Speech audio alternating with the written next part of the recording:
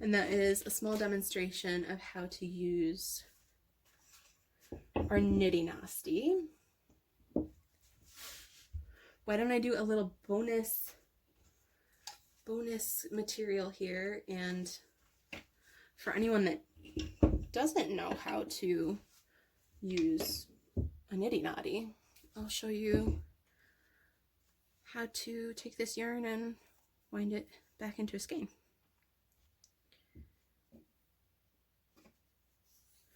And this time I'll secure the outside of my yarn before I do it. All right. So again, I'm going to start with a slip knot. Okay.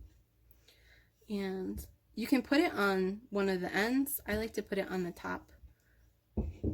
It's really personal preference. All right. And now we're going to start winding.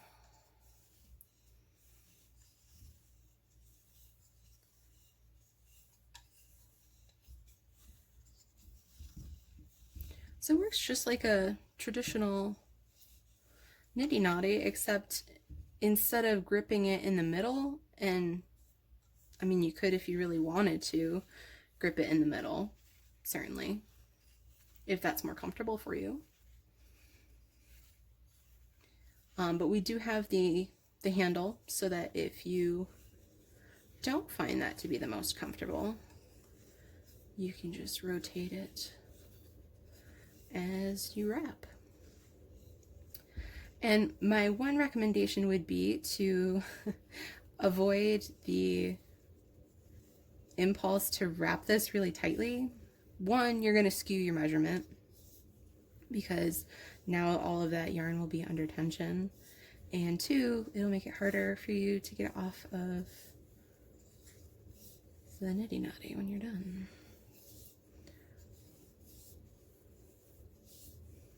And you can see that sometimes I actually move my fingers to rotate it away from me, and sometimes I actually use this hand to kind of push it. I have a little bit of tendonitis in my wrist, and sometimes that's just a little bit easier on my wrist. Maybe if you have, you know, a little bit of tenderness in your wrist or hands, you find gripping it in the middle to be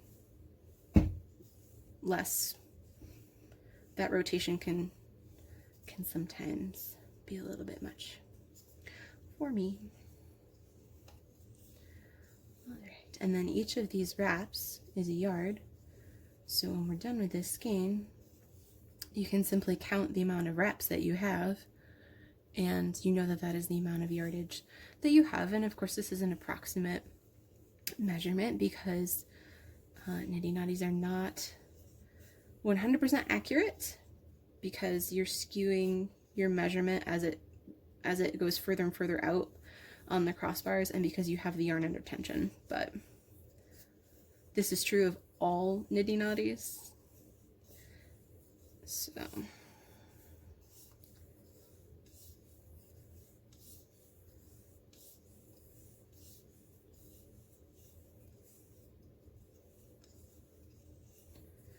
and I love having this in my spinning bag where it shows, because I can spin my singles, wind them into a center pole ball, I can ply, and then I can wrap my skein so that when we get home, back to the motel, I can soak and thwack and hang my finished yarn.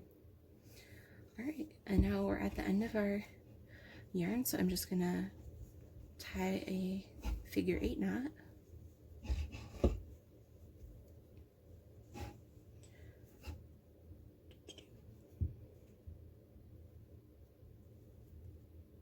And you can actually pack a lot of yardage on this for being a travel size.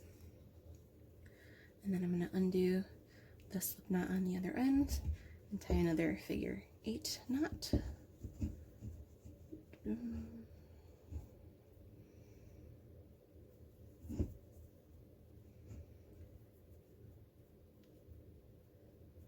then I could count my wraps and be like, how many yards do I have? 3, 6, 9.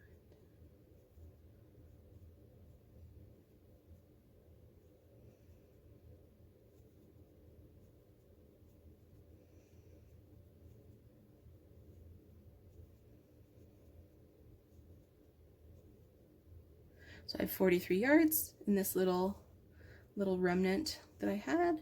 And then you can see that one of the crossbars doesn't have a peg on the end, and I recommend not trying to take the whole amount of yarn off at once. This is going to put more tension on the yarn. Just take some of it off at a time, and it's easier to slide it off than trying to do the whole thing when it's under tension.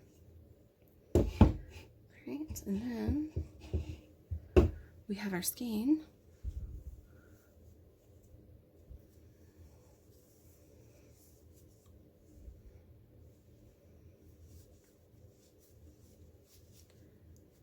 And voila! All right, if you folks have any questions, let me know. And thanks so much for watching.